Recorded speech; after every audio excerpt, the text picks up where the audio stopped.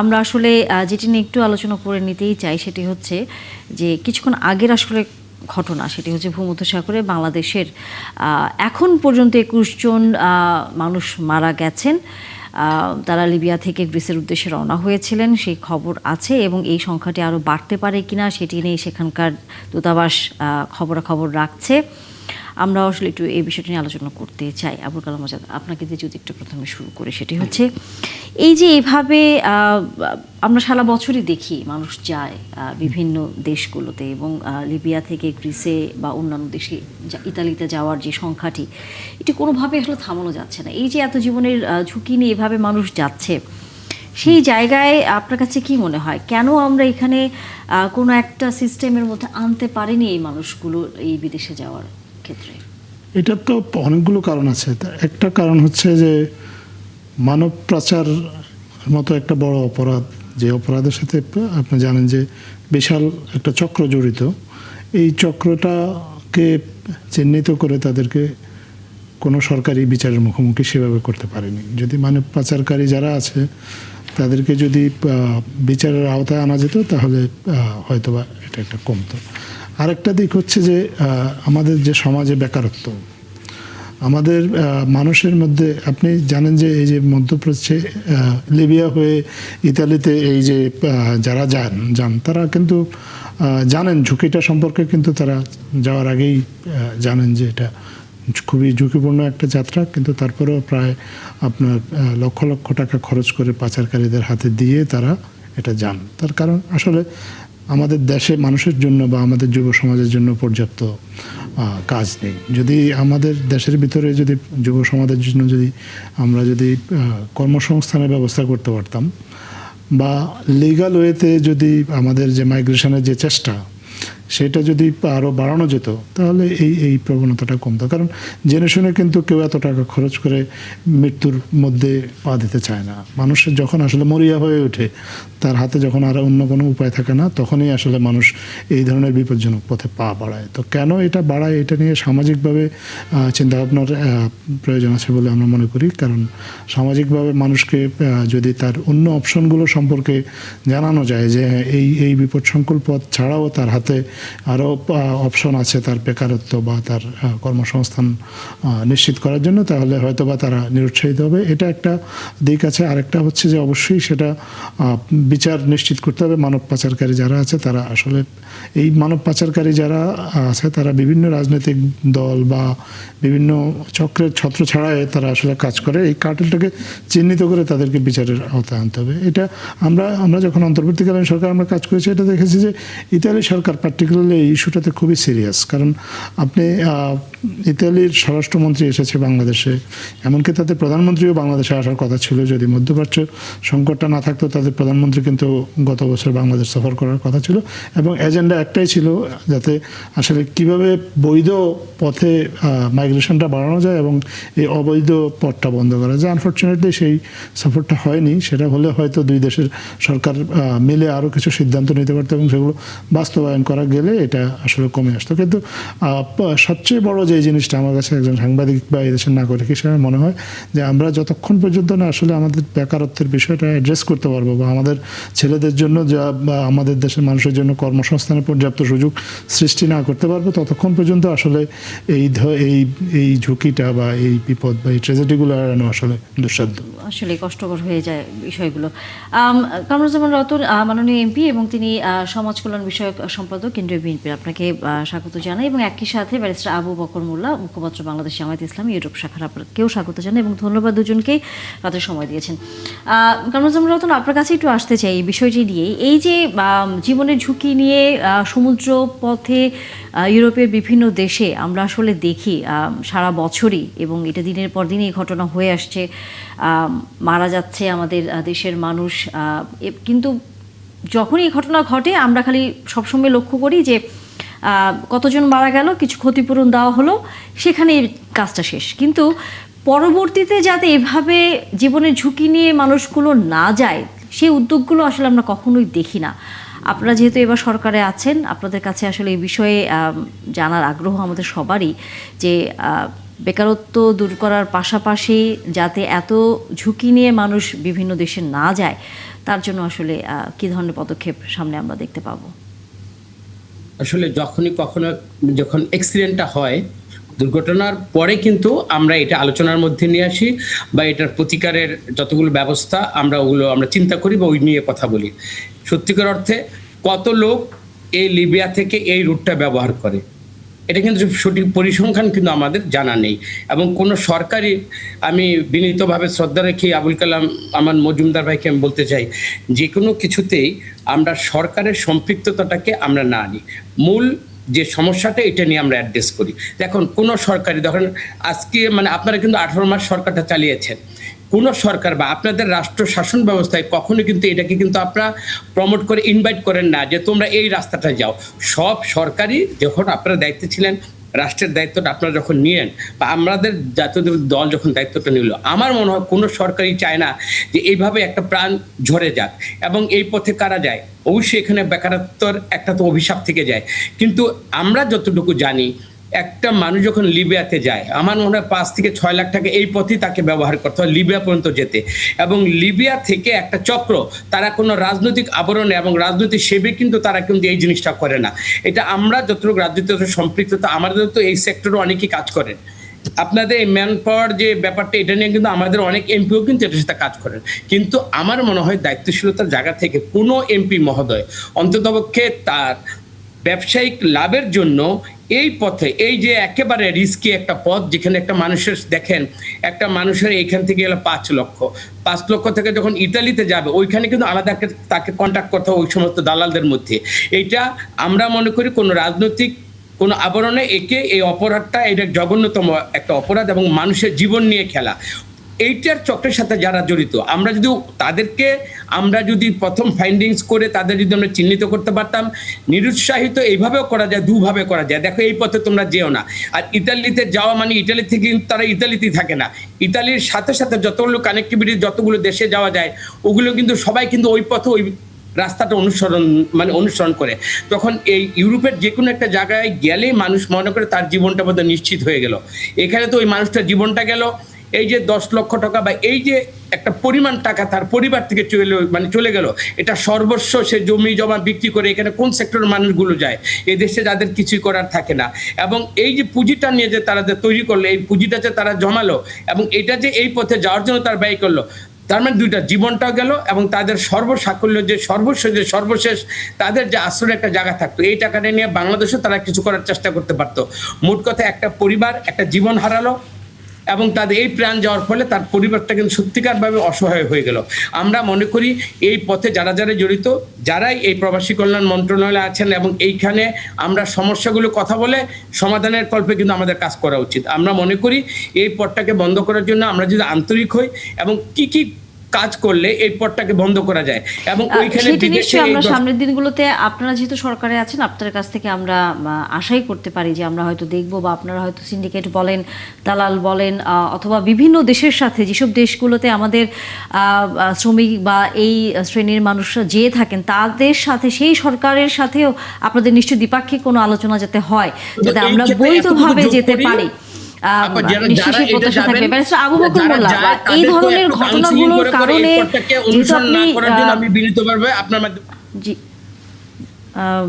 Barrister Abu Bakr মোল্লা, সেটা হচ্ছে যে এই অবশ্যই এটি খুবই দুঃখজনক ঘটনা। তারপরেও এভাবে যখন বাংলাদেশের মানুষরা বিভিন্ন ইউরোপের দেশগুলোতে যায়, তখন সেসব দেশের সরকারের এবং সেসব দেশের স্থানীয় মানুষদের বাংলাদেশের মানুষ সম্পর্কে, বাংলাদেশ সম্পর্কে আসলে নিশ্চয়ই খুব একটা ভালো ধারণা হয় না।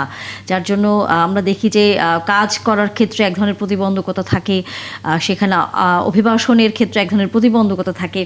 এই বিষয়গুলো নিয়ে নিশ্চয়ই আপনি আরও কাছ থেকে দেখেছেন, যেহেতু আপনি নিজেও থাকেন দেশের বাইরের একটি উন্নত একটি দেশে। আপনার কাছ থেকে যদি এই বিষয়ে একটু ছোট করে মন্তব্য জেনে নেই। ধন্যবাদ। দেখুন, বাংলাদেশ থেকে যদি দক্ষ ম্যান পাওয়ার যারা কন্ট্রিবিউট করতে পারে, যেটাকে অন্য ভাষা বলা হয় ব্রেইন ড্রেন, আমেরিকাতে তো যায় দক্ষ ম্যান পাওয়ার, বাংলাদেশ থেকে যায়, ব্রিটেনে আসে, তাদেরকে তো ওয়েলকাম করা হয়, তারা সমাজে রাষ্ট্রে ভালো কন্ট্রিবিউট করতে পারে।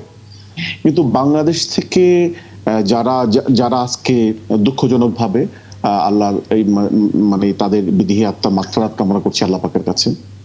দুঃখজনক এই ফ্যামিলি গুলো যেন ধৈর্য ধারণ করতে পারে। তারা অনেক টাকা খরচ করে আনস্কিলড লোকজনদেরকে যে প্ররোচনার মাধ্যমে বিশাল লোভে খুব রিস্কের মধ্য দিয়ে জীবন ঝুঁকির মধ্য দিয়ে সেখানে পাঠানো হয়। কোথায় যায় তারা? ওনারা যায় হচ্ছে প্রধানত গ্রিসে। তারপর গ্রিস থেকে আবার অন্য ইউরোপের কান্ট্রিগুলোতে যাওয়া কিন্তু খুবই কঠিন, এত ইজি না ব্যাপারটা। এখানে একটি দালাল চক্র কাজ করে, আমি সেদিকে না হয় নাই গেলাম। হ্যাঁ, এটি খুব বেশি ভালোভাবে দেখা হয় না যে বাংলাদেশ থেকে ইতালিতে যদি যান, আমি ইতালিতে গিয়েছি, গ্রিসে গিয়েছি, আমি দেখেছি বাংলাদেশ থেকে যারা আসে প্রপার ওয়ার্ক পারমিট ছাড়া তারা খুবই মানবতার জীবনযাপন করে। খুবই দুঃখজনক। এই এত টাকা খরচ করে 20-22 লাখ টাকা খরচ করে বাংলাদেশে একজন মানুষ, যেটা রতন ভাই বললেন, উনি কিন্তু ভালোভাবে মানে একটা ব্যবসা, একটা এন্টারপ্রাইজ বাংলাদেশে ডেভেলপ করতে পারে। কিন্তু সেই লোকটা যখন রাস্তায় ফুল বিক্রি করে, রাস্তায় একটা প্রসাধনী বিক্রি করে, থাকার জায়গা নাই, খাওয়ার জায়গা নাই, সত্যিকার অর্থে বাংলাদেশ সম্পর্কে ধারণাটা ভালো হয় না। এই ক্ষেত্রে আমরা যারা পলিটিক্স করি এবং আমরা যারা নাগরিক সমাজের লোক, সকলে একটু সচেতনতা ক্রিয়েট করতে হবে যে দেখুন, যিনি যাচ্ছেন এত রিস্ক নিয়ে, ওনার জীবন সংকটের মুখে পড়ে, ওনার ফ্যামিলি সংকটের মুখে পড়ে বাংলাদেশের মানে সম্মান মর্যাদা ভুলুণ্ঠিত হয়। এখানে যেই চক্রটি এই কাজটির সাথে জড়িত, যারা প্রলুব্ধ করে এই ডেসপারেট লোকজনদেরকে, যারা জীবন জীবিকার আশায় দেশের বাইরে যেতে চায়, তারা এই মধ্যস্বত্বভোগীরা এবং যারা বেনিফিটেড হচ্ছে সত্যিকার অর্থে, তাদেরকে আইনের আওতায় নিয়ে আসা, তাদেরকে পানিশমেন্টের আওতায় যদি নিয়ে আসা হয়, তাহলে আমি মনে করি বাংলাদেশে ভাবমর্যাদা মানে উন্নত হবে এবং যারা ডেসপারেটলি জীবনের সংকট নিয়ে বিদেশে যায় তারা বিপদ থেকে মুক্ত হবে এবং আমরা একটি ক্যাটাস্ট্রফি থেকে মুক্ত পাবো। ধন্যবাদ। অবশ্যই, নিশ্চয়ই আপনাদের পরামর্শগুলো সামনের দিনগুলোতে আমরা প্রতিফলিত হতে দেখব এবং সাধারণ মানুষও যাতে আসলে নিজের নিরাপত্তার বিষয়টি মাথায় রেখে এরকম ঝুঁকি না নিয়ে যায়, আমরা সেই প্রত্যাশাই রাখতে চাই। নানা রকম খবরাখবর, তবে ঘুরে ফিরে দেশেরই খবর এবং একই সাথে ইরান যুদ্ধের খবর আছে। আমাদের সাথে অতিথিরা যুক্ত আছেন। কামরুজ্জামান রতন, আপনার কাছে আসলে প্রশ্নটি রাখতে চাই। মাননীয় স্বরাষ্ট্রমন্ত্রী আজকে জানিয়েছেন যে পুলিশের যে পোশাক বর্তমানে রয়েছে তাতে বাহিনী সন্তুষ্ট নয়, হয়তো এটি পরিবর্তন করা হবে এবং বলা হচ্ছে ঐতিহ্যবাহী যে কোনো একটি আগের যে পোশাক তার যে কোনো একটি হয়তো আবারও ফিরে আসতে পারে। কিন্তু প্রশ্নটি হচ্ছে, পোশাক পরিবর্তন করলেই কি বাহিনীর ওপর সাধারণ মানুষের আস্থা ফিরে আসবে? দেখেন, পোশাক পরিবর্তন মাত্র একটি অন্তর্বর্তীকালীন সরকার, যেখানে আবুল কালাম ভাই ওনারা দায়িত্বে ছিলেন, এই পুলিশদের সাথে কথা বলেই বা তাদের একটা সিলেকশনের কিন্তু ব্যাপার ছিল। মোট কথা, আমরা দু একজন পুলিশ কর্মকর্তা, আমাদের ছোট ভাই বা বন্ধু বান্ধব আছে, আমরা তারা বলেছি তারা সন্তুষ্ট নয়। এটা আমি ব্যক্তিগতভাবে আমার অভিজ্ঞতা আমি আপনাকে বললাম। এখন দেখেন, সারা দেশে এই পুলিশের ড্রেস পরিবর্তন করতে গিয়ে সরকারের একটা বিপুল অংশ এখানে কিন্তু আমাদের গচ্চা গেল। আমার মনে হয় যে কোনো জিনিস করার আগে আমরা যদি সবাইকে একীভূত করে, আমরা যদি সবার কনসেন্ট নিয়ে, আমরা যদি পরিবর্তিত, যেটা গত ফ্যাসিস্টরা আমরা যেটা তাদের পোশাকের মধ্যে নয়, তাদের মনোজগতে, তাদের মানসিকভাবে তারা যে একটা ট্রমাটাইজ এবং তারা যে আজ্ঞাবহ একটা অফিসার ছিল, যে যার জায়গা থেকে শুধুমাত্র এক ব্যক্তির অপকর্মগুলোকে দায় সারা ঘোষণা, তারা অপকর্ম যেভাবে জায়েজ করার জন্য যারা যেভাবে রাজপথে বিভিন্নভাবে আমাদের যারা নেতাকর্মী, যারা আমরা প্রতিবাদী ছিলাম, সবাইকে যেভাবে নির্যাতন করেছে।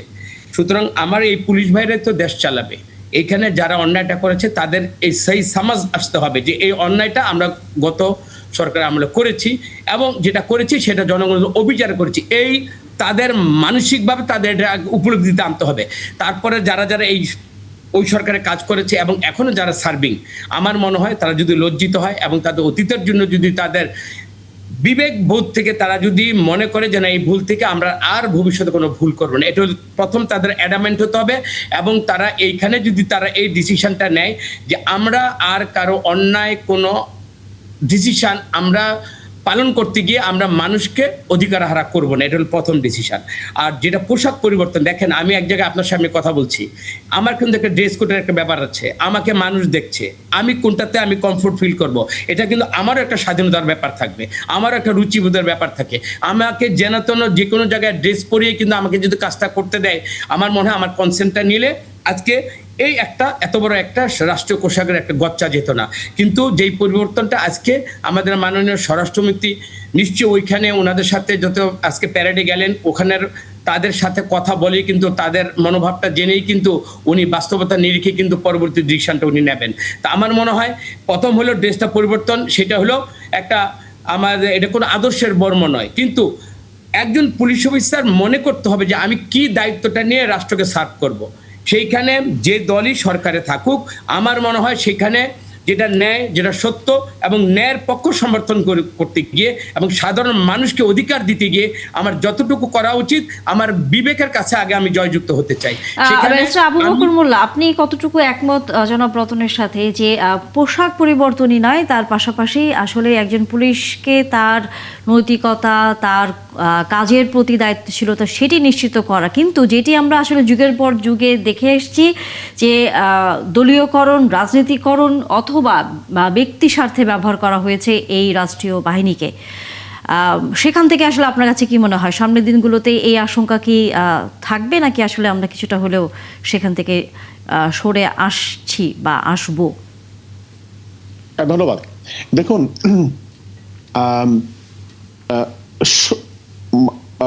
পুলিশ বাহিনী বাংলাদেশের আইনের শাসন প্রতিষ্ঠার জন্য পুলিশের নিরপেক্ষ অবস্থান নেওয়া এটি খুবই গুরুত্বপূর্ণ। আমি মনে করি প্রাথমিক কাজ।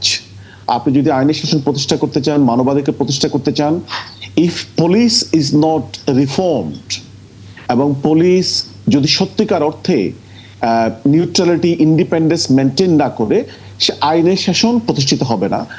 যেটি রতন ভাই এবং আরো যেটি বলা হলো যে একটি মানে আমরা একটি বড় উদ্দেশ্য, লক্ষ্য নিয়ে, বড় পরিবর্তনের উদ্দেশ্য নিয়ে আমরা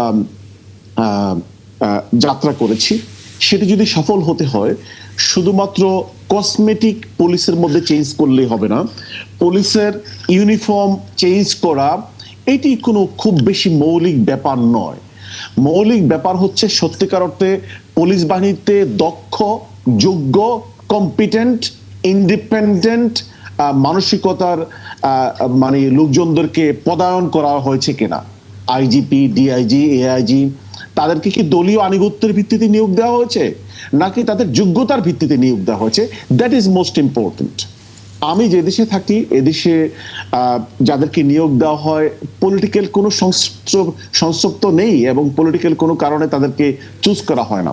বা দুঃখজনক হলেও সত্য, পুলিশ বাহিনীতে আগের সরকারের সময়ও যে নিয়োগগুলো দেওয়া হয়েছে, বর্তমান সময়ে যে নিয়োগগুলো দেওয়া হয়েছে, আই ভেরি মাচ ডাউট মানে অনেককেই কম্পিটেন্সের ভিত্তিতে, তাদের সিনিয়রিটির ভিত্তিতে, তাদের যোগ্যতার ভিত্তিতে, তাদের অতীত রেকর্ডের ক্লিন ইমেজের ভিত্তিতে তাদেরকে নিয়োগ দেওয়া হয়েছে কিনা আমার এ ব্যাপারে সন্দেহ রয়েছে। যদি সেটি না হয়ে থাকে, শুধুমাত্র পোশাক পরিবর্তনের মধ্য দিয়ে আপনার, আমাদের বাংলাদেশের সকলের যেটি inspiration, that should be new Bangladesh, এই উদ্দেশ্য লক্ষ্যটি সম্ভবত সফল হবে না। এটি হবে খুবই দুঃখজনক। আমি শুধুমাত্র ইউনিফর্ম চেঞ্জের পক্ষে নই, আমি মানে আপনি আশঙ্কা করছেন যে আসলে এই ধরনের যে ধারা আমরা এর আগে দেখে এসেছি, দলীয়করণ বা অথবা সরকারের পক্ষে আসলে রীতিমতো কাজ করছে একটি রাষ্ট্রীয় এই নিরাপত্তা বাহিনী, আপনি দেখছেন কি সামনের দিনগুলোতে সে একই অবস্থায় থাকবে পুলিশের? আমি অনেকটা সন্দিহান যে যোগ্যতা, কম্পিটেন্সের ভিত্তিতে পদায়ন হচ্ছে না এবং হয়নি। ধন্যবাদ।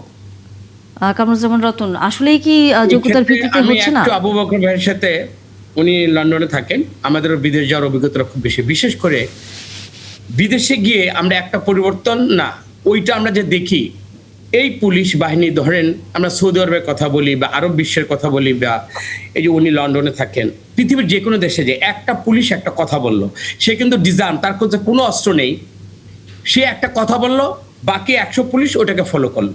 এবং আমি মনে করলাম যে ধরুন সৌদি আরবে গেলাম, একটা পুলিশ এদিক দিয়ে যেতে দিচ্ছে না, আমি আরেকটা পুলিশের কাছে সেম কথাটা বললাম যে না, দেখলাম বোধহয় উনি আমাকে ডিসফেভার করলো, সে হয়তো আমাকে একটু ফেভার করলো, যে না ওই যে একটা ব্যক্তি, তারা কিন্তু এত মোটা সোটা না, কিন্তু দেখেন তাদের নৈতিকতা এবং তাদের আইনটাকে এতভাবে তারা ফলো করে, কোনো মানুষের পক্ষে, এক ব্যক্তি বলেছে সে ছোট্ট একটা কনস্টেবল লেভেলের যদি হয়ে থাকে ওইটা সবাই মানতেছে এবং আমরা গিয়ে কিন্তু ওইটা মানতে আমরা বাধ্য। কিন্তু কেন জানি নিজের দেশের প্রতি, এই পুলিশদের প্রতি এই শ্রদ্ধাবোধটা বা এই কনফিডেন্সটা আমাদের এখনো আসেনি। আমার মনে হয় পুলিশ তার দায়িত্ব থেকে যদি তার ভিতর নিরপেক্ষতা, যেটা বারবার কম্পিটেন্ট হিসাবে যোগ্যতা এবং একটা পুলিশের কাছে আমি ন্যায় বিচার পাবো, এই জিনিসটা যখন আমি নাগরিক হিসাবে আমি আশ্বস্ত হব, আমার মনে হয় আমার ভিতরেও এবং নিজ দেশের মধ্যে আমার মনে হয় পুলিশের প্রতি এবং পুলিশের আইনটাকে মেনে নেওয়ার যে আমাদের প্রবণতা, এইটার প্রতি আমাদের সবাই ইউজড টু হওয়া উচিত। আমি মনে করি পুলিশের আইন দেওয়া নয়, যেমন পুলিশকে পোশাক পরিবর্তন করে রাষ্ট্রটাকে আমি ওইভাবে পরিবর্তন করতে পারবো না, তেমনি পুলিশের আইন যেটা আছে আইন সঠিক প্রয়োগ করবে এবং নাগরিক হিসাবে আমি আইনের মধ্যে থেকে আমি ন্যায় বিচার পাবো। এটি হয়তো আপনি পুলিশের নিয়োগ অথবা প্রক্রিয়া সম্পর্কে বলছেন, কিন্তু আমরা যারা সাধারণ মানুষ, আমরা সাধারণ দৃষ্টিতে যেটা দেখি যে পুলিশ কোনো রাজনৈতিক দলের হয়ে কাজ করবে না, তাকে আমরা আলাদাভাবে, কারণ পুলিশ তো শুধু সরকারের দল না, সে তো রাষ্ট্রের সাধারণ মানুষের, জনগণের নিরাপত্তা থেকে শুরু করে আইন শৃঙ্খলা পরিস্থিতি সকল কিছু সে নিয়ন্ত্রণ করবে। গেল সময়গুলোতে আমরা আসলে এটি দেখে অভ্যস্ত হয়েছি যে এটি পুরোপুরি একটি সরকারের অংশ হিসেবে কাজ করেছে, যার জন্য সাধারণ মানুষরাও কিন্তু, শুধু রাজনৈতিক ব্যক্তিত্বরা না, সাধারণ মানুষরা কিন্তু নানা সময়ে মামলা মোকদ্দমায় নানাভাবে কিন্তু হয়রানির শিকার হয়েছে। আমরা এখন যেহেতু আপনারা সরকারে আছেন, আমরা সাধারণ মানুষ হিসেবে যে কথাটা আসলে সবাই জানতে চায় যে আমরা এই বাহিনীকে সামনের দিনগুলোতে এভাবে আর দেখব না, সেই নিশ্চয়তা আসলে বর্তমান সরকার দিতে পারে কিনা। আমি রতন ভাই কথা বলেছেন, আমাকে যদি রতন ভাই একটু সুযোগ দেন, আমি একটু জি আমি বলবো। দেখুন, আমরা যে উপস্থাপিকা উপস্থাপিকা যে প্রশ্নটি করেছেন, এই প্রশ্নটি আমি মনে করি ভেরি ইম্পর্টেন্ট অ্যান্ড সিগনিফিক্যান্ট প্রশ্নটি করেছেন। দেখুন, যদি সরকারের সত্যিকার অর্থেই পুলিশ বাহিনীকে একটি ফাংশনিং পুলিশ বাহিনীতে রূপান্তর করতে চায় জনগণের কল্যাণের স্বার্থে, তাহলে সরকার যে পদায়নগুলো করেছে, যাদেরকে নিয়োগ দিয়েছে, যাদেরকে বদলি করছে, যাদেরকে পদোন্নতি করছে, তাদেরকে তো দলীয় আনুগত্যের ভিত্তিতে নিয়োগ দেওয়াটি ঠিক হয়নি।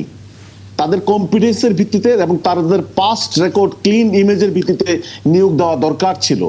কিন্তু আমি বলবো না কাদেরকে নিয়োগ দেওয়া হয়েছে, কিভাবে নিয়োগ দেওয়া হয়েছে। এটি কামরুজ্জামান ভাই রাজনীতি করেন, দর্শক শ্রোতারা যারা রাজনীতি মানে পুলিশ বাহিনীর এই নিয়োগগুলোর ব্যাপারে খোঁজখবর রাখেন, তারা অনেকেই জানবেন যে এখানে কম্পিটেন্সের ভিত্তিতে অনেক নিয়োগ হয়নি, এখানে দলীয় আনুগত্য, এবং দুঃখজনকভাবে বলতে হয় এখানে শুধুমাত্র দলীয় আনুগত্য নয়, আরো অন্য কিছু লেনদেনও হয়তো হয়েছে বলে পত্রপত্রিকায় লেখা হচ্ছে।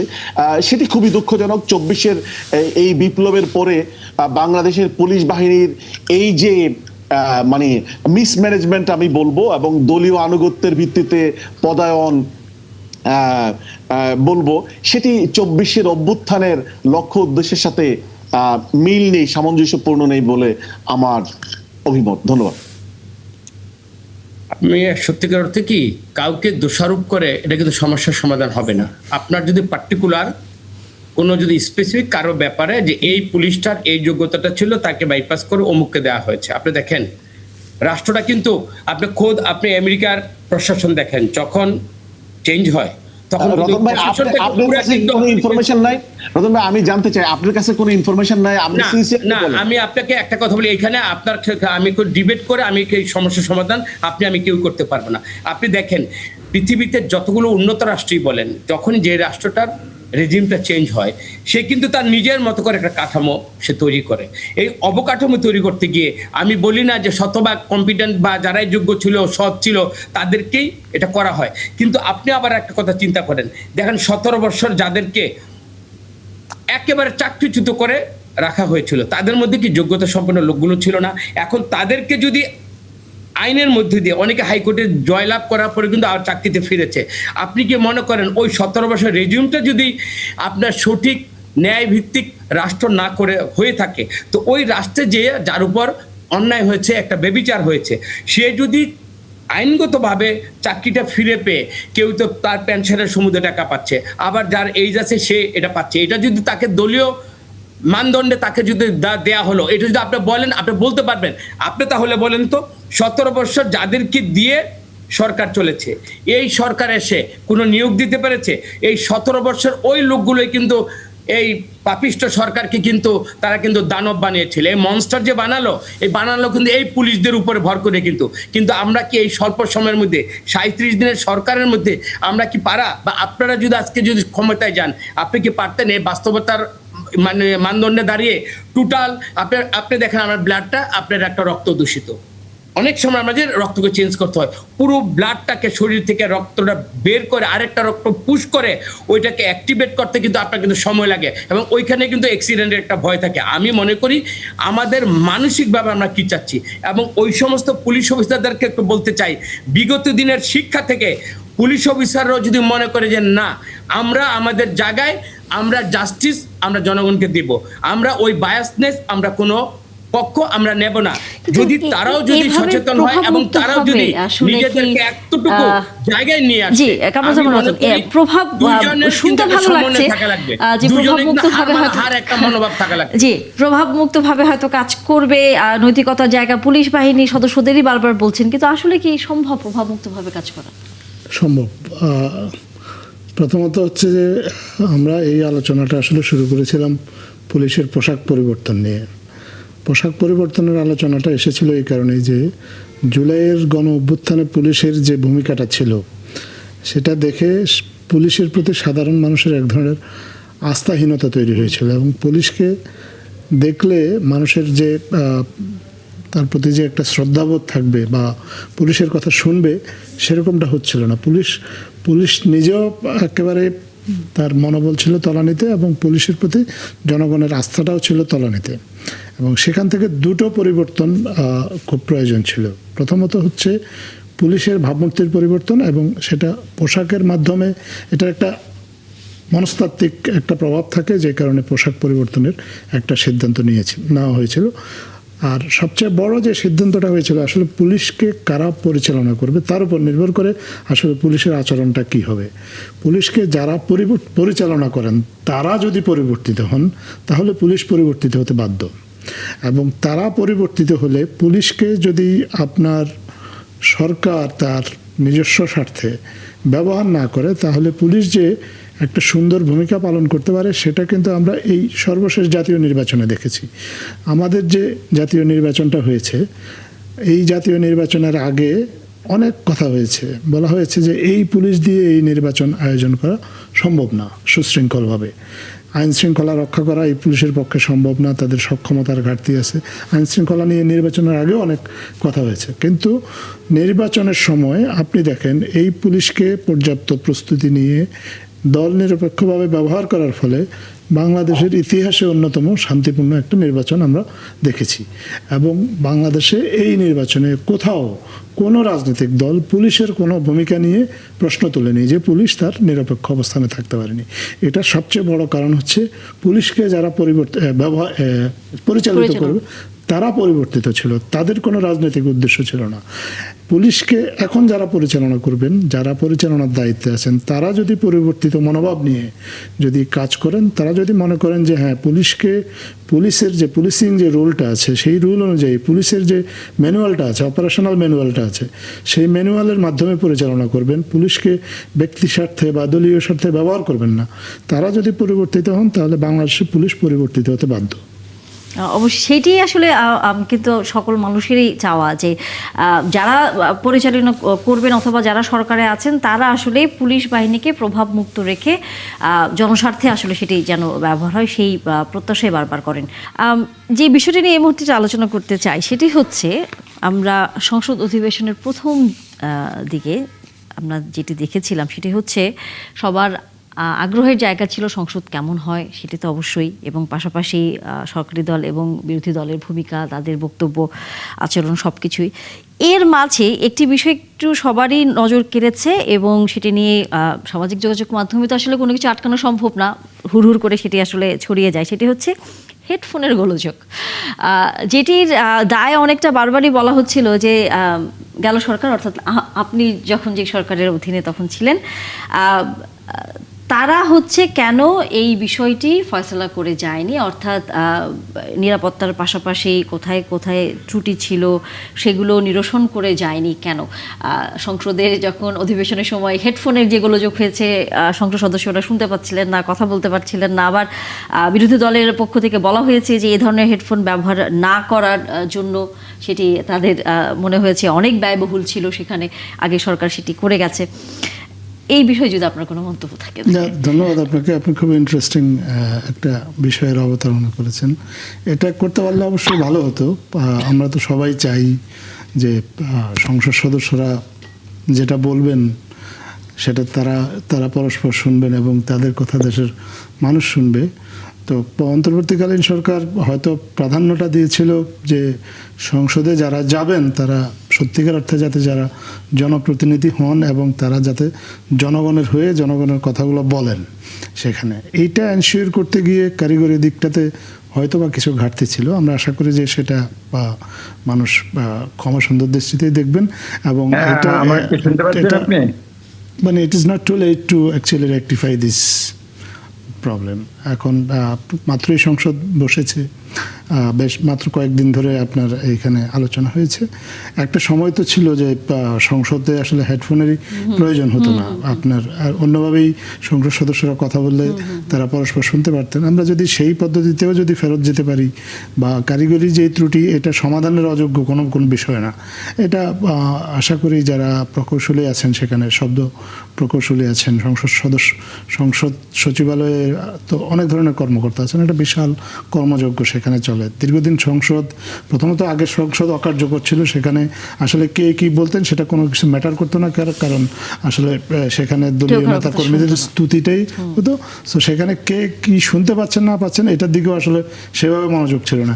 দীর্ঘদিন পরে একটা সংসদ আমাদের হয়েছে যেখানে আসলে প্রত্যেকটা মুহূর্ত, প্রত্যেকটা সেকেন্ড খুব ম্যাটার করে, কারণ এখানে যারা এসেছেন এরা প্রত্যেকে ট্রুলি একটা কম্পিটিটিভ নির্বাচনের মাধ্যমে নির্বাচিত হয়েছেন। তারা যেই কথাটা বলবেন প্রত্যেকটা কথা গুরুত্বপূর্ণ। তো সেই দৃষ্টিকোণ থেকে এটা কারিগরি যেই ত্রুটি যেটা আছে এটা আমরা বিশ্বাস করি যে যারা দায়িত্বপ্রাপ্ত কর্মকর্তা আছেন তারা খুব দ্রুত এটা সমাধান করবেন। অবশ্যই। কামরুজ্জামান রতন, আমরা জানি এই বিষয়ে একটি তদন্ত কমিটি গঠন করা হয়েছে।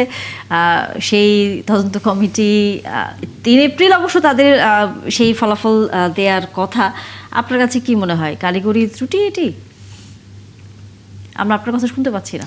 তো সিরিয়াস না নেওয়ার পরে দুইটা ভাবে আমি এটাকে বিশ্লেষণ করতে চাই। আপা, আপনি ধরেন একটা গৃহস্থলী কাজের বুয়াদের উপর আপনি নির্ভর করেন। আপনি 2-3 মাস বা 1 বছর দেশের বাইরে ছিলেন, বাসায় ফিরে আপনার সবাইকে ঝাড়ফুঁক করে এই সব কিছু দেখো ঠিকঠাক মতো হল, হয় না।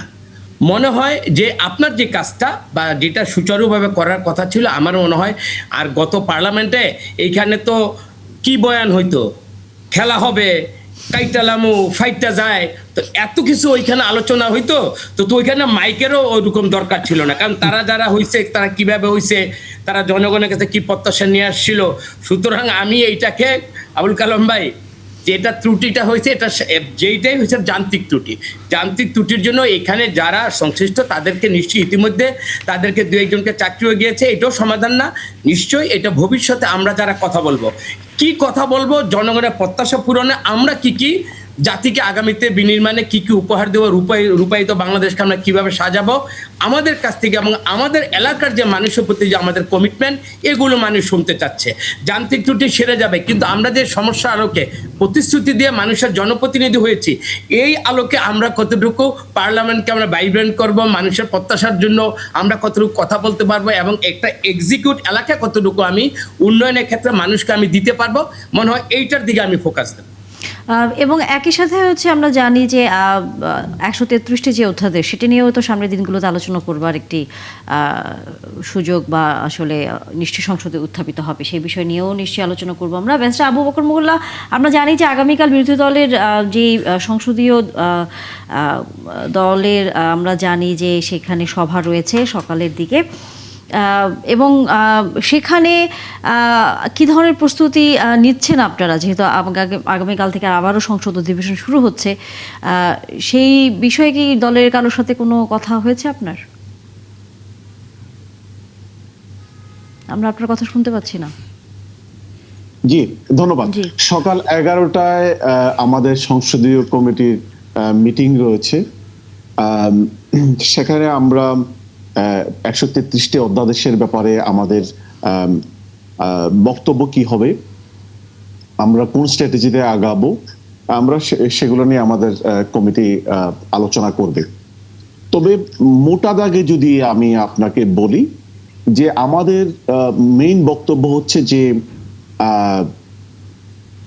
গণ অভ্যুত্থান এবং বাংলাদেশের আগামী দিনের রাজনীতি, সংসদ, জুলাই চার্টার, মানবাধিকার, তারপর হচ্ছে আইনের শাসন, ভবিষ্যতে যেন গুম খুন না হয়, এগুলোর জন্য যে অধ্যাদেশগুলো করা হয়েছিল সেগুলো যেন সত্যিকার অর্থে আমরা একমত হতে পারি, ঐক্যমতে পৌঁছতে পারি, বিএনপি জামাত মানে সরকার বিরোধী দল, এবং এগুলো যেন এনশিওর করা হয়। অর্থাৎ 133টা অধ্যাদেশের ভিতরে 115টা সরকারি দল বলেছেন, এবং যে স্পেশাল কমিটি হয়েছে 115টার ব্যাপারে বলেছেন যে ঐক্যমত্য পৌঁছে গিয়েছে। কিন্তু দুঃখজনক হলেও সত্য, সরকারি দলের মানে কমিটির যিনি চেয়ারম্যান জয়নুল আবদিন সাহেব, উনি বলেছেন যে ওনারা পক্ষেও না বিপক্ষেও না। তো এটা কেমন ধরনের কথা? ওনারা অধ্যাদেশের পক্ষেও না বিপক্ষেও না, মানে কি আপনারা অধ্যাদেশের বিপক্ষে? তো মৌলিকভাবে ধরেন জুলাই সনদের ব্যাপারে অর্ডিন্যান্স হয়েছে, মানবাধিকারের ব্যাপারে অর্ডিন্যান্স হয়েছে, গুম খুনের ব্যাপারে অর্ডিন্যান্স হয়েছে। তো সেগুলোর ব্যাপারে আপনারা পক্ষেও না বিপক্ষেও না, সেটি কেমন কথা? আমি মনে করি আমাদের যেটি অবস্থান হবে যে আমরা জুলাই চার্টারের যে অর্ডিন্যান্সটি রয়েছে সেটি পাস হতে হবে, সে ব্যাপারে আমরা শক্ত অবস্থান নেব। তারপর হচ্ছে গুম প্রতিরোধের জন্য যে অর্ডিন্যান্সটি হয়েছে সেটি যেন আইনে রূপান্তরিত হয়, তার পক্ষে আমরা শক্ত অবস্থান নেব। জুডিশিয়াল ইন্ডিপেন্ডেন্সের জন্য যে ভূমিকা পালন করা দরকার সেটির পক্ষে আমরা অবস্থান নেব। তো এখন হচ্ছে তারপর হচ্ছে যে আমরা মানে বিএনপির পক্ষ থেকে তারা কোন কারণে এবং কোন অবস্থান থেকে ওনারা মানে ফান্ডামেন্টাল এবং ভেরি ইম্পর্টেন্ট এবং নেসেসারি অধ্যাদেশগুলোকে আইনে রূপান্তরিত করতে চায় না, সে ব্যাপারে আমরা তাদের বক্তব্য শুনবো এবং আমরা আমাদের বক্তব্য উপস্থাপন করব। বাট আমরা আমাদের মৌলিক মোটা দাগে যে চিন্তাটি করছি, যে আমি যে কথাটাই বললাম, মানবাধিকার অর্ডিন্যান্স, তারপর হচ্ছে যে মানে জুডিশিয়ারি ইন্ডিপেন্ডেন্স, তারপর হচ্ছে জুলাই চার্টার, তারপর গুম খুন প্রতিরোধের ব্যাপারে যে অর্ডিন্যান্সটি হয়েছে সেটিকে আইনে রূপান্তরিত করা, সেগুলোর ব্যাপারে আমরা জোর দেব। ধন্যবাদ। কামরুজ্জামান রতন, আপনারা অধ্যাদেশের পক্ষে না বিপক্ষে অবস্থান পরিষ্কার করছেন না, এরকম একটা না, প্রশ্ন এইখানে তুলেছেন। আবু বকর ভাইকে আমি বিনীতভাবে আমি বলি, আমাদের আপনি মিস ইন্টারপ্রেট করার এই ক্ষেত্রে মনে হয় এখনো কোনো মানে সময় আসেনি এবং বলাটা বাঞ্ছনীয় হবে না। আজকে আমাদের পার্লামেন্ট ডিবেটের মিটিং ছিল এবং আগামীকাল 1টায় আমি কি মিস করেছি রতন ভাই? আপনি বলেছেন আমরা অধ্যাদেশের যে 100 মানে আমরা 130টা, আমি জয়নুল আবদিন সাহেবকে কি মিসকোট করেছি? জয়নুল আবদিন সাহেব না, আমি আপনাকে যেটা বলছি, আপনারা এখনো বিএনপিকে এই অপবাদটা দেওয়ার আপনারা কিন্তু এখনো সুযোগটা আপনারা পাননি, বা এটা আমি আশা করি যেই জুলাই সনদের উপর যেই শর্তগুলোর উপর বিএনপি ঐক্যমত হয়েছে, এইটা বিএনপি মানবে না। এই ধরনের কথা বিএনপি পার্লামেন্টে বা আপনি জয়নুল আবদিন সাহেবের যে উদ্ধৃতিটা দিলেন, he is not our proper man just to discuss about it. এই ডিসকাস তার উপর আপনি কোনো কমেন্টস করতে পারেন না। আপনি দেখেন আগামীকাল আবার আমাদের 1টায় এটার ব্যাপারে আমাদের মিটিং হবে এবং ওইখানে পার্লামেন্টে আপনি যদি এটা আলোচনায় কেন্দ্রবিন্দু আপনি মনে করেন, এইখানে আপনারা আপনাদের পক্ষে কথা বলবেন, আমরা মনে করি আমরা আমাদের পক্ষে কথা বলবো। কখনোই আমরা জুলাই সনদের বাইরে আমরা অবস্থান নিয়েছি এই ধরনের কথার মন্তব্য আমার মনে হয় এটা এখনো বলাটা সমীচীন নয়। তো উনি তো স্পেশাল কমিটির চেয়ারম্যান এবং উনি তো বলেছেন জয়নালাব্দিন, আমরা না অধ্যাদেশের- না না না না ভাইয়া, আপনি আমাকে বলেন, আমাদের পার্টি আজকে পার্লামেন্টারি মিটিং ছিল, সবাই ছিলেন, আমাদের সংসদ নেতা ছিলেন, এবং এইটার উপর কোনো ডিসকাশনই হয়নি। আমি ওইখানে পার্লামেন্টের উনি তো মেম্বার। মিডিয়াতে বলেছেন আমরা অধ্যাদেশের পক্ষেও না বিপক্ষ না, উনি তো মিডিয়াতে বলেছেন, কে বলেছেন এটা? জনাব সাহেব বলেছেন। জয়নালাব্দিন সাহেব, না না না, আপনি দেখেন এই ব্যাপারে আমাদের সালাউদ্দিন ভাই হলে এই ব্যাপারে কনসার্ন মুখপাত্র, এবং আপনারা এইটা অনেক বড় ইস্যু। এইটা নিয়ে আমি কি বললাম বা জয়নালাব্দিন যেটা বলেছেন, এটা আমি নিজেই মনে করেন আমি শুনিনি, বা ওনার কথাকে আমি আমলেই নেব না, কারণ এইটার জন্য আমাদের প্রপার একটা গাইডলাইন থাকবে, এবং আমাদেরকে ওইভাবেই ইন্ডিকেট করে আমরা সংসদে কথা বলবো। কিন্তু আমরা কোনো যৌক্তিক দাবি যেটা জনগণের কাছে আমরা ইতিমধ্যে আমরা প্রকাশিত করেছি, এবং আমরা মানি কি মানবো না, আপনারা একভাবে চাচ্ছেন, আমরা কিভাবে চাচ্ছি সেটা আপনার পার্লামেন্টে আলোচনার মধ্যে দিয়ে আপনার সেটা জাতি দেখতে পাবে, আপনারা দেখতে পাবেন। আমার মনে হয় একটু আপনারা অপেক্ষা করুন, এই অপেক্ষার মধ্যে দিয়ে ভালো কিছু জাতি দেখতে পাবে। আমরা কি সেই অপেক্ষাই আসলে করতে চাই, যাতে জাতি ভালো কিছু দেখতে পারে? অবশ্যই আমাদের আমি একটু আগেও বলেছি যে এটাই আমাদের অনেকদিন পর একটা মানে প্রতিনিধিত্বশীল একটা পার্লামেন্ট, যেখানে জনগণের সত্যিকার অর্থে নির্বাচিত প্রতিনিধিরা আছেন। জনগণের জন্য যেটা ভালো হবে সেটাই তারা সিদ্ধান্ত নেবেন, এবং সেখানে আলোচনা হবে, পাল্টা আলোচনা হবে, যুক্তি হবে, তর্ক হবে, তারপরে একটা কালেকটিভ একটা ডিসিশনে সবাই আসবেন।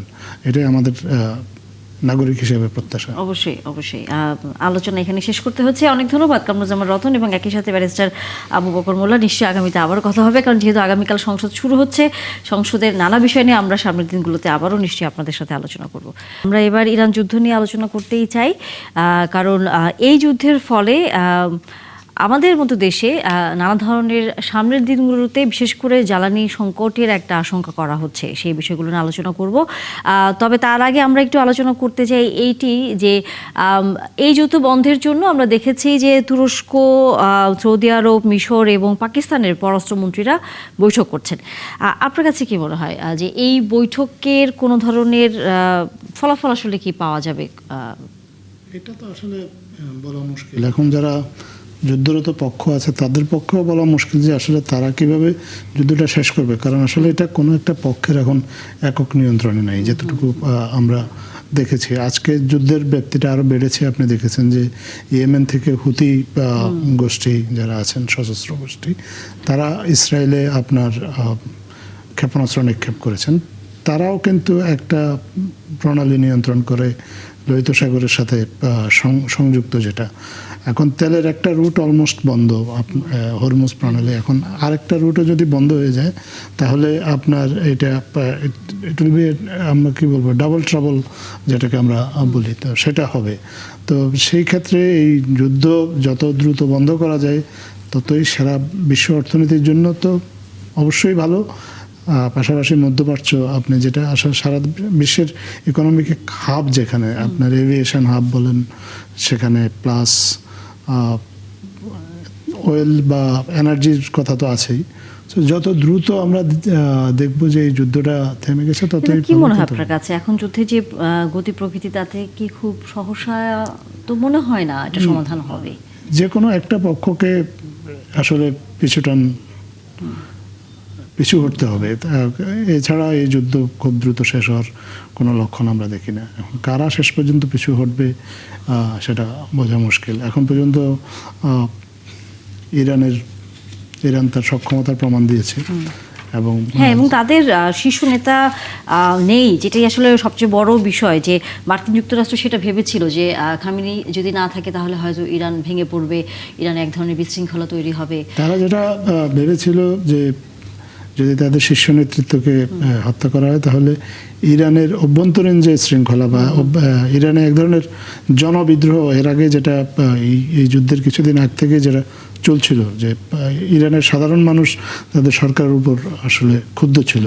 কিন্তু বাস্তবতা হচ্ছে যে এই যুদ্ধ শুরু হওয়ার পর যেটা দেখা গেছে, উল্টো ইরানে এখন এক ধরনের ন্যাশনাল ইউনিটি তৈরি হয়েছে, জাতীয় ঐক্য তৈরি হয়েছে। রেজিম চেঞ্জ তো অনেক পরের বিষয়, তার চেয়ে বরঞ্চ রেজিম আরও বেশি, তাদের ঐক্যটা আরও বেশি সংহত হয়েছে, যেটা আসলে তারা অ্যান্টিসিপেট করতে পারেনি। এবং সেটাই এই যুদ্ধের যে এখন পর্যন্ত যে গতি প্রকৃতি, সেটার ক্ষেত্রে একটা বড় প্রভাবক হিসেবে কাজ করছে। অবশ্যই আমাদের সাথে যুক্ত হয়েছেন নিরাপত্তা বিশ্লেষক কর্নেল অবসরপ্রাপ্ত মোহাম্মদ জুগলুল আহসান। অনেক ধন্যবাদ যুক্ত হয়েছেন আমাদের সাথে জুগলুল আহসান।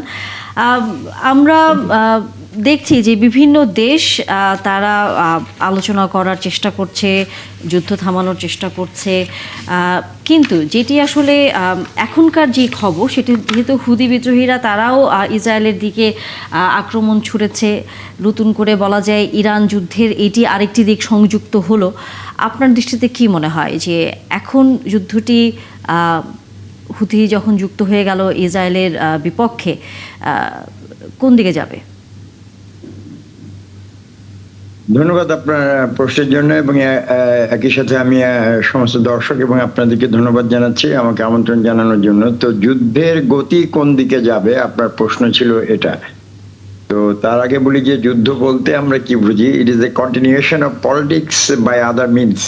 আদার মিনসটা হচ্ছে মিলিটারি মিনস। হ্যাঁ, তো যুদ্ধের অবজেক্টিভ নেচার যখন এক থাকবে, দুটা শত্রু ভাবাপন্ন দেশের ক্ষেত্রে যুদ্ধের অবজেক্টিভ নেচার কিন্তু সবসময় থাকে, বাট সাবজেক্টিভ নেচারটা চেঞ্জ হয়। অনেক সময় মিলিটারি মিনসের মাধ্যমে হয় লাইন্স অফ অপারেশন, যেটা বলে ডিপ্লোম্যাটিক লাইন্স অফ অপারেশন, তারপরে ধরেন যে strategic lines of operation, economic lines of operation, অনেক ক্ষেত্রে যুদ্ধ বিরাজ করতে পারে।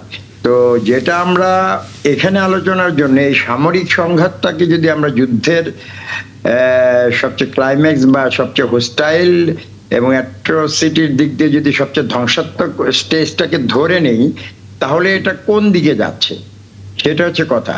তো এখন যেটা হচ্ছে, এটা একটা ডিসএঙ্গেজড ফর্ম অফ ওয়ার হচ্ছে, মানে গ্রাউন্ড ট্রুপস কিন্তু নেই, কাজে আপনি কিন্তু কোনো ডিসিশন এখানে মেক করতে পারবেন না। মানে যেটা সামরিক বিদ্যায় বলে ভিক্টরি হচ্ছে imposition of the will. Even আপনি যদি গ্রাউন্ড ক্যাপচারও করেন, আপনি যদি আপনার উইলটাকে ইম্পোজ করতে না পারেন সেই দেশের রাষ্ট্র ব্যবস্থা বা রাজনৈতিক প্রক্রিয়া, তাহলে কিন্তু আপনার ভিক্টরি হবে না, শুধু অকুপেশন অফ দ্য গ্রাউন্ড হতে পারে। তো এখানে ইনডাইরেক্ট মিনস মানে হচ্ছে যেটা আপনি ধরেন যে ও মিসাইল মারছে, এও মারছে, গ্রাউন্ড ট্রুপসে কোনো কনফ্লিক্ট নেই, অকুপেশন বা টেরিটোরিয়াল ইন্টিগ্রিটি বা নষ্ট করার কোনো প্রক্রিয়া বা সম্ভাবনা এখানে নেই। কাজেই এটা চলতে থাকবে যদি মিউচুয়াল আন্ডারস্ট্যান্ডিং এর মাধ্যমে এটা স্টপ করা না হয়, বা আলোচনার মাধ্যমে, বা তৃতীয় পক্ষ বা বিভিন্ন আন্তর্জাতিক সংস্থা যারা আছে তারা যদি ইন্টারভিন করে, তাদেরকে টার্মস অ্যাগ্রি করে যদি না থামায়, তাহলে হচ্ছে যে এটা চলতেই থাকবে। হয়তোবা যখন আপনার অস্ত্র, গোলা বারুদ বা মিসাইল টিজাইল শেষ হয়ে যাবে, তখন হয়তো লেস ইন্টেন্সিটিতে হবে। আরেকটা সম্ভাবনা যেটা হুতি যোগ হওয়ার সাথে, আপনি যেটা ধরেন যে হুতি আছে, তারপরে হামাস কিন্তু ইরানের একটা মানে নার্চার করা একটা অর্গানাইজেশন, যেটাকে আমরা নন স্টেট অ্যাক্টর বলি। তো এই নন স্টেট অ্যাক্টররা যখন জড়িয়ে যাবে, তখন কিন্তু ওয়ারটা প্রোটেক্টেড ওয়ারের দিকে চলে যেতে পারে, দীর্ঘমেয়াদী। তখন এদের মধ্যে এবং সেখানে যে ইউএস ইন্টারেস্ট গুলো আছে এবং ইউএস এর যারা সহযোগী আছে এবং ইউএস স্থাপনা আছে, সেগুলোতে যদি এই নন স্টেট অ্যাক্টর গুলো আক্রমণ করা শুরু করে, তাহলে কিন্তু এটা দীর্ঘমেয়াদী একটা যুদ্ধে চলে যাবে, সেই সম্ভাবনা আছে। তবে আমরা আশা করব যে সেটা না যাক, এবং অলরেডি শান্তি প্রক্রিয়া শোনা যাচ্ছে। 15 দফার একটা শান্তি চুক্তি ইউএসএ আপনার প্রস্তাব করেছে, এবং আপনি নিজেই বললেন যে আপনার ইরান, পাকিস্তান, তুরস্ক এবং রাশিয়াও যোগ দিয়েছে। তো এরা মিলে আলোচনার মাধ্যমে এটাকে সেটেল করলে এটা হতে পারে। গতকাল আলোচনায় আসলে এসেছিল, আজকে সেই প্রশ্নটা আপনাকে করতে চাই। সেটা হচ্ছে যেখানে পাকিস্তানের কথা বলা হচ্ছে, পাকিস্তান নিজেই আফগানিস্তানের সাথে যুদ্ধে আসলে লিপ্ত আছে। যে দেশ নিজেই আরেকটা দেশের সাথে যুদ্ধ করছে, সে আবার আরেক যুদ্ধ থামানোর উদ্যোগ নিচ্ছে, এবং একই সাথে পাকিস্তানকে আবার বলা হয় যে আমেরিকার মিত্র, অর্থাৎ আমেরিকার সাথে তার হচ্ছে সুসম্পর্ক। সেই জায়গায় থেকে ইরানের যুদ্ধ বন্ধের মধ্যস্থতাকারী হিসেবে তার যে অবস্থানটি, সেটি কেমন হয়ে গেল? না, আপনি যদি, যেটা আমি প্রথমে বলছিলাম যে objective nature of the war, হ্যাঁ, আর এটা এখন যুদ্ধ তো 4th জেনারেশনে আছে। প্রথম জেনারেশনের মতো না যে ওই মেকানিক্যাল ফোর্সের অস্ত্র ছিল, তীর ধনুক নিয়ে মাঠে দাঁড়ালাম, একদিনে ডিসিশন হয়ে গেল।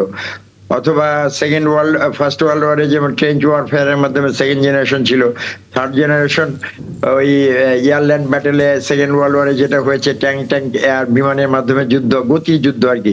ফোর্থ জেনারেশনে এসে কিন্তু আপনার যেটা হয়েছে যে এটা কোল্ড ওয়ার, একটা ফোর্থ জেনারেশন ওয়ারফেয়ারের মডেল, যেখানে কিন্তু আর্মি ফাইট করেনি, কেজিবি এবং সিআই ফাইট করেছে। তো যুদ্ধ আপনি পাকিস্তান বলেন, আপনি বাংলাদেশ বলেন, বা ইউএসএ বলেন, ইরান বলেন, ফোর্থ জেনারেশন মডেলে সবাই তার বিপক্ষ শক্তি বা সে স্ট্র্যাটেজিক বা ইন্টারন্যাশনাল বা রিজিওনাল ক্ষেত্রে যা তার যে এনিমি থাকে বা তার যে বিপক্ষ থাকে, তার সাথে কিন্তু এক ধরনের একটা যুদ্ধে সে জড়িয়েই আছে। তো সেক্ষেত্রে পাকিস্তানও আছে, হ্যাঁ ডেফিনেটলি। ইন্ডিয়ার সাথে তার একটা রাইভালরি আছে, আফগানিস্তানের সাথে মিলিটারি কনফ্লিক্ট শুরু হয়েছে, বাট তার মানে এটা না যে সে শান্তি প্রক্রিয়ায় অংশগ্রহণ করতে পারবে না, ঠিক আছে? তো ইট ইজ অ্যাপ্রিসিয়েটেড যে তারা নিয়েছে, এবং অনেক ক্ষেত্রে অনেক যুদ্ধবাজ দেশের মধ্যস্থতায় কিন্তু শান্তি হয়েছে, এরকম অনেক চুক্তি এবং অনেক উদাহরণও আছে। তো আমরা আশা করব যে তারা ফলপ্রসূ হোক, শুধু পাকিস্তান কেন, পাকিস্তান তারপরে তুরস্ক এবং রাশিয়া ওদিক দিয়ে যে এফোর্ট নিচ্ছে, তাহলে সবকিছু মিলে এটা বন্ধ হোক। কারণ কি, এটা হচ্ছে মিডল ইস্ট হচ্ছে জ্বালানি সমৃদ্ধ মানে এরিয়া। তেল যদি বন্ধ হয়ে যায় বা তেলের দাম যদি বেড়ে যায়, তাহলে কিন্তু ইকোনমিক ক্ষেত্রে সবচেয়ে ডেঞ্জারাস ইফেক্ট যেটা হয় সেটাকে ডমিনো ইফেক্ট। আপনারা যেটা জানেন যে ইফেক্টটা হচ্ছে যে ছোটবেলায় আমরা ওই যে সিগারেটের প্যাকেট একটা ফেললে ঠাস করে সবগুলা পড়তো। তো তেল হচ্ছে সব ক্ষেত্রে কিন্তু এটার ইম্প্যাক্ট আছে। আপনি ইন্ডাস্ট্রি বলেন, পরিবহন বলেন, ইভেন যে কোনো একটা প্রোডাকশন, সবকিছুর সাথে তেল জড়িত।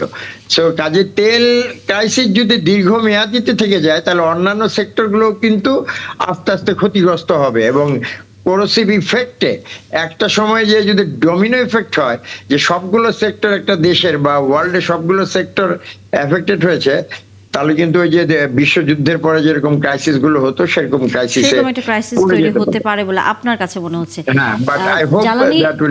জি, জ্বালানি সংকটের কথা আসলে বারবারই বিশ্বের বিভিন্ন দেশগুলোতে আলোচনা হচ্ছে, এবং আমাদের দেশেও কিছুটা হলেও প্রভাব কিন্তু পড়া শুরু করেছে, এটা আমরা জানি কম বেশি। পাম্পগুলোর অবস্থা তো আমরা কম বেশি সবাই দিনভর জানি। সরকার নানা ধরনের উদ্যোগ নিয়েছে, রেশনিং করেছে, আমরা দেখেছি। তারপরে হচ্ছে আবার কালকে আমরা শুনছিলাম যে ফুয়েল কাট করা হবে, সে যাতে সবাই ঠিকমতো পায়, এটি পরিমাপ করে রাখার জন্য। আবার একই সাথে আমরা দেখছি যে মানুষ দুর্নীতিও করছে, মজুদ করছে, এরকম ধরাও পড়ছে।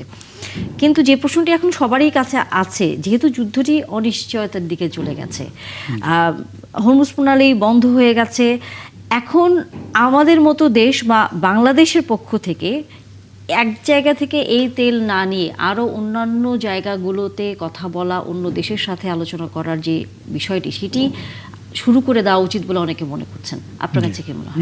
অবশ্যই আমি আপনার সাথে একমত।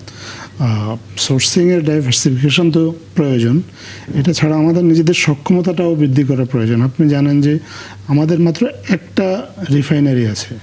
এখন দ্বিতীয় একটা রিফাইনারির উদ্যোগ অন্তর্বর্তীকালীন সরকারের সময় নেওয়া হয়েছিল। সেই উদ্যোগটাকে যদি এগিয়ে নেওয়া যায়, আমাদের যদি সেকেন্ড রিফাইনারিটা কাজ করে, তাহলে আমরা অন্য দেশ থেকে তেল এনে এখানেই রিফাইন করে আমরা এটা আমাদের কাজে লাগাতে পারবো। সবচেয়ে বড় জিনিস হচ্ছে যে এই ধরনের সংকটে আমাদেরকে সাপ্লাই চেইনটা ঠিক রাখতে হবে, এবং সেই সাপ্লাই চেইনটার জন্য যে বিকল্প যে রাস্তাগুলো আছে সেগুলো সবসময় ওপেন রাখতে হবে। আমাদের সরকার হয়তো সেটা করছেও। আর এই সংকটে আমাদের যেটা প্রথম দিকে আমাদের যে সমস্যাটা হয়েছিল ইনফরমেশন ম্যানেজমেন্টের কারণে কিন্তু আমাদের কিছু প্যানিক বাইং বা হোর্ডিং, এই জিনিসগুলো আমরা দেখছি। যেটা শুরুতে আমরা ফুয়েল রেশনিংয়ের যে ঘোষণাটা এসেছে, আমাদের কাছে মনে হয়েছে যে এটা একটু আর্লি হয়ে গেছে, এটা আরও পরের স্টেজে হলে এটা ভালো হতো। এবং এটার কারণে মানুষের কাছে এমন একটা মেসেজ গিয়েছে যে মানুষ হয়তো বা তেলের মজুদ বা একটা সংকট আছে, কিন্তু বাস্তবতাটা হচ্ছে যে সেই সংকটটা হয়তো নেই। আর আশার দিকটা হচ্ছে যে অনেক দেশ আপনার তেলের দাম বাড়ালেও আমাদের দেশের সরকার কিন্তু এখনও তেলের দাম বাড়ায়নি, এবং একটু আগে আমরা সংবাদেই দেখলাম 29টা আপনার জাহাজে তেল এসেছে এবং ভারত থেকে আসছে, বিকল্প আরও 2-1টা পথে আসছে। এই বিকল্পগুলো যদি নিশ্চিত করা যায় তাহলে আমাদের সাপ্লাই চেইনটা ঠিক রাখলে তাহলে হয়তো বা যে সংকটটা আমরা দেখছি সেই সংকটটা কাটিয়ে ওঠা সম্ভব। আর আমাদের ভাই একটু আগে যে যথার্থই বলেছেন যে এই যুদ্ধটা আসলে একেবারে সরাসরি হঠাৎ করে থেমে যাবে এটা এরকম না। এটা কিন্তু ইউক্রেন যুদ্ধ যেমন এখনও 4 বছর ধরে চলছে, এটাও কিন্তু দীর্ঘায়িত হওয়ার একটা আশঙ্কা আছে। সো এরকম যখন হয়তো বা ইন্টেন্সিটিটা একই রকম থাকবে না, কিন্তু আপনার যেহেতু এই যে নন স্টেট অ্যাক্টরগুলো ইনভলভ হয়ে গিয়েছে, সো এটা দীর্ঘায়িত হবে, এবং এইটাকে দীর্ঘায়িত হবে এটা মাথায় রেখেই কিন্তু এই মুহূর্তে ইকোনমিক পরিকল্পনাগুলো সাজাতে হবে, বিকল্পগুলো অনুসন্ধান করতে হবে এবং নিশ্চিত করতে হবে, বাজেটিংটাও ঠিক করতে হবে, এবং এই বিষয়ে আর সরকারকে খুব সতর্ক পদক্ষেপ নিতে হবে। আমরা বিশ্বাস করি যে বাংলাদেশ সরকার হয়তো সেটা নিচ্ছেও। অবশ্যই আমরা আসলে সেটি চিন্তা করতে চাই। জুগলুল হাসান, আমরা জানি যে মধ্যপ্রাচ্যের যেসব দেশগুলো রয়েছে এর মধ্যে তারাও তো ক্ষতিগ্রস্ত হচ্ছে এই যুদ্ধের ফলে। সেখানে আমাদের বাংলাদেশিরা সবচেয়ে বেশি সেখানে কাজ করেন, যেটি আসলে বলা হয়ে থাকে যে এই যুদ্ধের কারণে আমাদের মতো দেশের যারা সেখানে কাজ করেন তারা এক ধরনের কর্মসংস্থান হারানোর একটি ঝুঁকিতে পড়ছেন। আপনার কাছে কি মনে হয় যে আমরা তাদেরকে যদি দেশে ফিরিয়ে নিয়ে আসতে হয়, সেরকম পরিস্থিতি যদি সামনে হয়, তাহলে বিকল্প হিসেবে তাদেরকে আমরা দেশে এবং অন্যান্য বিভিন্ন দেশে কিভাবে পাঠাতে পারি? ধন্যবাদ। এটা একটা গুরুত্বপূর্ণ প্রশ্ন, কারণ রেমিটেন্সের উপরে আমাদের ইকোনমি বহুলাংশে নির্ভরশীল। তো যেটা হচ্ছে যে মিডল ইস্টে আমাদের এই রেমিটেন্স যোদ্ধা বলেন বা যারা আছে তারা যে কাজ করেন এবং তারা যে অর্থ পাঠান সেটার উপরে আমাদের ইকোনমি রান করে আর কি। হ্যাঁ, তো এখন যেটা হচ্ছে যে এই দেশগুলোতে যদি দীর্ঘ মেয়াদে যুদ্ধের ইফেক্টটা থাকে তাহলে অবশ্যই তাদের ইকোনমিতে এটার একটা ইফেক্ট পড়বে, এবং ইকোনমিতে যখন ইফেক্ট পড়বে তখন ফ্যাসিলিটিস এবং জব স্কোপ বা আপনি যেগুলো বলেন ইকোনমিক অ্যাক্টিভিটিস শ্রিঙ্ক করবে, অপরচুনিটি শ্রিঙ্ক করবে। তো সেই ক্ষেত্রে তো এদেরকে একটা দেশে ফেরত পাঠানোর আমরা না চাইলেও হয়তো বা সেই দেশগুলোই তাদের সংকোচনের জন্য বা রিডাকশনের জন্য বা ক্যাপাসিটি না থাকার জন্য ফিরে আসতে হতে পারে। তো এখন যাতে ফিরে আসতে না হয় এই জন্য আগে থেকে আমাদেরকে পরিকল্পনা করতে হবে। এখন মিডল ইস্টের অল্টারনেটিভ দেশ যেগুলোতে আমাদের শ্রমবাজার আছে বা রেমিটেন্সের যোদ্ধারা যান, সেগুলো হচ্ছে কোন কোন দেশ? মালয়েশিয়া আছে, ইউরোপিয়ান একটা সেক্টর আছে যেগুলোতে আমাদের দেশের লোকজন যাচ্ছে। তো এই জায়গাগুলোতে জাপান, কোরিয়া এসব দেশেও যায়। তো এই দেশগুলোতে যাতে আমাদের জন্য স্কোপ বাড়ানো হয় সেই ধরনের পরিকল্পনা করতে হবে, এবং তাদেরকে সেই দিকে যদি সেরকম পরিস্থিতি হয়, আই হোপ সেরকম না হোক, হলে সেই দিকে টার্ন করানোর বা সেই দিকে পরিকল্পনা আসলে এখন থেকেই নিয়ে রাখা উচিত বলে আপনি মনে করেন? হঠাৎ করে যদি ফেরত আসে তখন আসলে এই ম্যানেজমেন্টটা করাটা খুব ডিফিকাল্ট হয়ে যাবে। অনেক ধন্যবাদ জুগলুল হাসান যুক্ত হয়েছেন, এবং একই সাথে আবুল কালাম আজাদ মজুমদার, আপনাকে অনেক ধন্যবাদ যুক্ত হয়েছেন আমাদের সাথে। ৭১ জানাল শেষ করতে হচ্ছে দর্শক, নিশ্চয়ই দেখা হবে আবারও, ভালো থাকবেন।